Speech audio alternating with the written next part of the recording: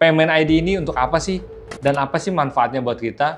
Atau malah kita harus waspada dengan adanya Payment ID ini. Jadi pokoknya semuanya deh, KTP, NPWP, nomor rekening, e-wallet, platform-platform keuangan yang lu pakai, itu semua akan terintegrasi berdasarkan tadi satu nomor induk kependudukan. Nah pertanyaan sekarang adalah, apakah kita bisa percaya sepenuhnya? Karena kita tahu yang paling kita khawatirkan, ya terutama gua, data kita semakin bocor. Sekarang data kita aja udah nggak ada privasinya.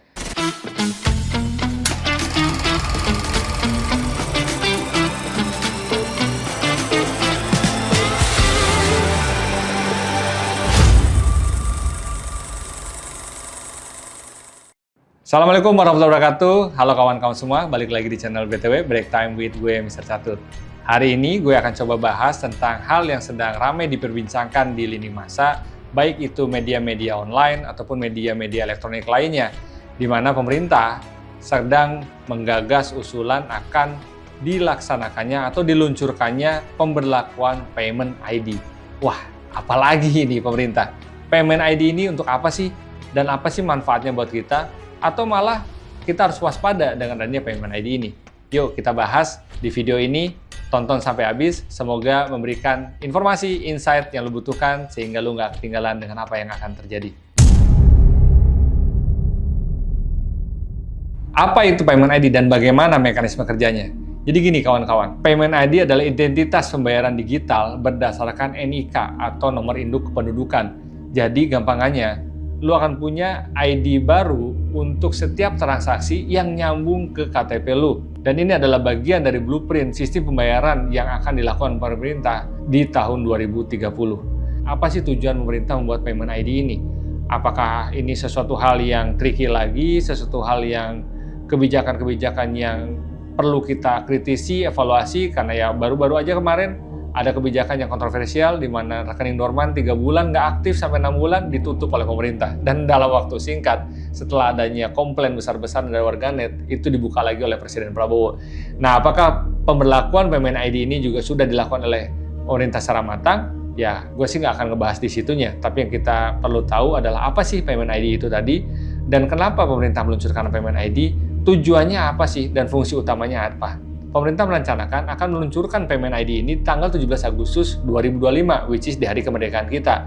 Dan ini akan menjadi sebuah milestone yang akan dijadikan pemerintah dalam pemberlakuan Payment ID ini.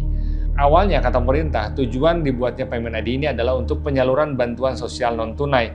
Jadi, awalnya hanya untuk para penerima bansos. Tapi ya kita tahu, kalau teknologi ini dimulai, dan pastinya akan merambat ke sektor-sektor lain dan akhirnya akan diperluas ke aktivitas-aktivitas transaksi yang dilakukan.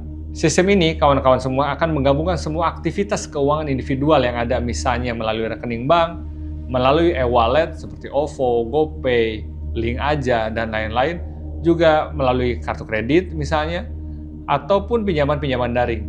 Maka semua aktivitas keuangan individual tadi akan terintegrasi ke namanya Payment ID yang disebut dengan Single Source of Truth.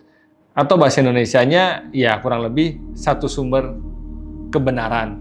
Artinya semua transaksi yang akan kita lakukan secara individual akan diketahui oleh pemerintah. Even lo hanya beli suatu cemilan di pasar, lo belanja di market-market terdekat rumah lo, atau lo beli tiket pesawat, lo beli tiket kereta, apapun yang lo lakukan akan terintegrasi, baik menggunakan e-wallet, baik melalui ATM, melalui transfer rekening bank, atau melalui platform-platform keuangan lain yang lo miliki saat ini.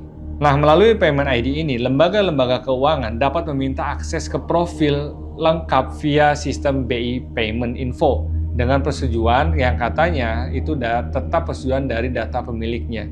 Payment ID ini juga akan terintegrasi ke NPWP pribadi yang kita miliki. Jadi pokoknya semuanya deh, KTP, NPWP, nomor rekening, e-wallet, platform-platform keuangan yang lu pakai, itu semua akan terintegrasi berdasarkan tadi satu nomor induk kependudukan.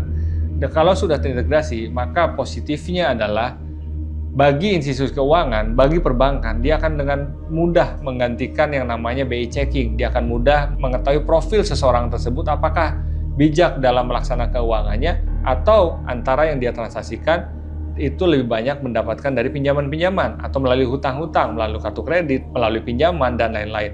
Dan juga menurut pemerintah, dengan adanya Payment ID ini, pemerintah ingin memitigasi yang namanya judol atau judi online, sehingga pemerintah tahu kalau ada warganya yang melakukan aktivitas keuangan untuk transaksi judi online, maka pemerintah bisa langsung mengetahuinya dan bisa langsung menyetop. Tujuan pemerintah sebenarnya baik, tujuan pemerintah sebenarnya bagus, asal digunakan memang sesuai dengan tujuan awalnya.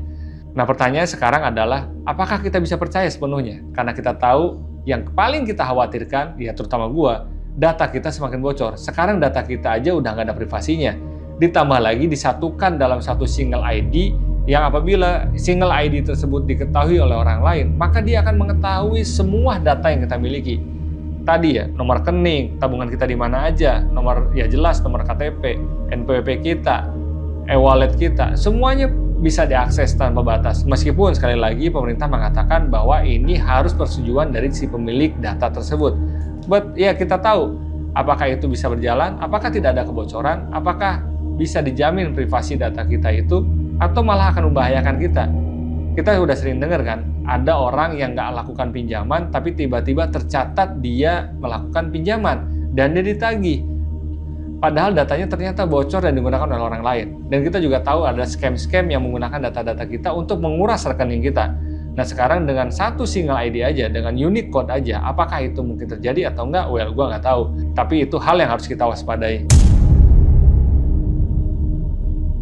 Potensi risiko lainnya dengan Payment ID ini adalah adanya kontrol negara terhadap aktivitas keuangan pribadi atau individu-individu warga negaranya menjadi sangat ketat. Sekali lagi, lo mau ngapain aja, lo mau beli apa aja, lo mau minjam duit kemana, pemerintah akan tahu. Dan gua nggak tahu apakah nanti bisa di-extend, pemerintah bisa intervensi untuk ngeblokir rekening lo dalam satu waktu, atau melakukan intervensi-intervensi lain yang mungkin merugikan kita sendiri.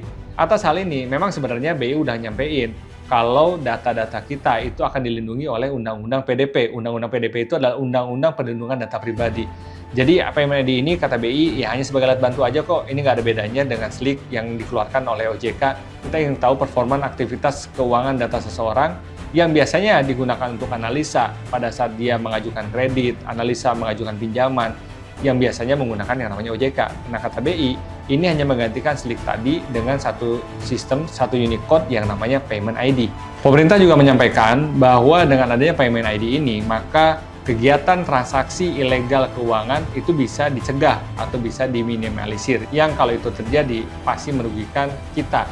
Misalnya tadi rekening kita digunakan atau bocor, ada scam, digunakan oleh pihak yang tidak bertanggung jawab, maka kalau pemerintah mengetahui bahwa itu di luar dari kebiasaan kita, maka pemerintah bisa segera menyetop dan melakukan tindakan mitigasi lainnya untuk melindungi kita. Itu yang dijelaskan oleh pemerintah. Hal positif lainnya yang kata pemerintah adalah ini menambah yang namanya inklusi keuangan, di mana seseorang yang saat ini nggak punya rekening bank tetap bisa menggunakan Payment ID melalui e-wallet yang dia miliki. Di dunia yang namanya Digital ID ini juga sudah mulai ramai diperbincangkan. Sistem serupa seperti CBDC atau yang disebut dengan Central Bank Digital Currency itu juga sudah ramai dibicarakan. Bahkan waktu gua ke Singapura kemarin, itu ada satu mall yang nyediain tempat orang untuk di-scan datanya secara sukarela, lalu diberikan kompensasi berupa uang berapa dolar Singapura, gua lupa berapa persisnya. Tapi itu orang ngantri untuk mendapatkan Digital ID sebagai percobaan. Lalu apa sikap yang harus kita berikan dengan adanya pro kontra terkait dengan Payment ID ini?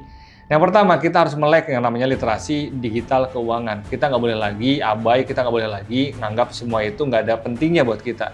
Sekali lagi, data lu adalah kekayaan lu.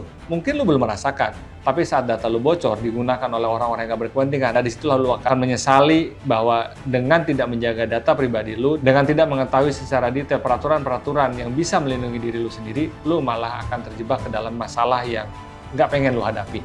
Dan yang kedua, kita sebagai masyarakat, saran gua, kita harus terus kritis, kita harus dorong transparansi dan partisipasi publik atas kebijakan pemerintah ini. Jangan sampai merugikan, sekali lagi, merugikan masyarakat Indonesia. Jangan sampai kejadian rekening dorman yang tidak aktif itu langsung diblokir. Itu merugikan, dan itu nunggu kita rame baru dibuka lagi. Dan terakhir, tekanan publik itu penting. Kita belajar dari case-case yang terjadi. Suara-suara kita sebagai rakyat, baik itu melalui media sosial ataupun melalui platform-platform lain, Itu sangat penting sekali. Kita jangan sekali-kali menganggap bahwa suara kita nggak ada gunanya, nggak akan didengar. Nggak, kawan-kawan, suara kita akan tetap berpengaruh terhadap pengawalan proses kebijakan-kebijakan yang dilakukan oleh pemerintah, termasuk Payment ID ini. Apalagi jangan jadikan undang-undang sebagai satu-satunya jaminan bahwa data kita akan aman. Kita perlu melakukan kontrol publik dan juga melakukan pengawasan secara terus-menerus atas kebijakan yang akan pemerintah luncurkan. Dan sekali lagi, Payment ID ini bukan hanya berpengaruh terhadap kehidupan kita sehari-hari, tapi mungkin juga akan berpengaruh terhadap customer behavior. Mungkin orang akan tertarik lagi menggunakan sistem pembayaran cash. Nah, saat kita sekarang sudah mendorong usaha-usaha kita menggunakan QRIS, kita mendorong menggunakan digital payment atau cashless, dengan adanya Payment ID ini, gue pikir mereka atau konsumen akan beralih kembali kepada pembayaran tunai. Dan kita sebagai pengusaha yang selama ini sudah nyaman dengan cashless karena kita nggak pusing lagi dengan namanya pembukuan, kita nggak pusing lagi dengan namanya stok opening uang, kita harus diribetkan lagi, kita harus siap-siap lagi dengan sistem pembayaran yang menerima secara cash atau tunai. Jangan sampai kita sebagai pengusaha yang selama ini sudah nyaman dengan pola pembayaran cashless karena mudah dalam pencatatan dan juga bisa mengantisipasi terjadinya fraud, kita nggak nyiapin bahwa kemungkinan customer behavior dari pelanggan akan berubah dan dia akan mulai senang menggunakan tunai. Karena mereka nggak ingin lagi terlacak, mereka nggak ingin lagi diketahui mereka beli di mana, beli apa, seberapa banyak. Mereka ingin dijaga privasinya, dan apakah kita sudah siap dengan pembayaran tunai tersebut? Kalau jumlahnya kecil, mungkin nggak masalah. Tapi kalau mereka yang mau beli barang-barang yang kita jual, misalnya harganya kita puluhan juta atau ratusan juta, dan mereka ingin menggunakan tunai, lalu kita menolak, berarti kita potensi kehilangan pelanggan, dan kita potensi kehilangan bisnis kita. Jadi Payment ID ini bukan perkara tentang data privasi saja, bukan perkara tentang apa tujuan pemerintah dan bagaimana kita harus menyikapinya, tapi juga apa efek ke dalam kehidupan kita atau profesi yang kita sedang jalankan sehari-hari ini. Apakah kita sebagai investor, apakah kita sebagai pengusaha, atau kita sebagai konsumen? Apakah kita akan tetap menggunakan digital transaction, atau kita malah beralih ke dalam pembayaran tunai? Dan inilah yang akan merubah segala sesuatunya. Kita lihat bagaimana menurut pendapat teman-teman semua. Apakah setuju dengan Payment ID ini atau punya kekhawatiran yang lebih besar dengan Payment ID ini? Coba sharing di kolom komentar. Kita bisa saling update informasi dan pengetahuan. Semoga bermanfaat untuk semua. Saya Mr. Catur. Hidup taat, hidup sehat, hidup manfaat.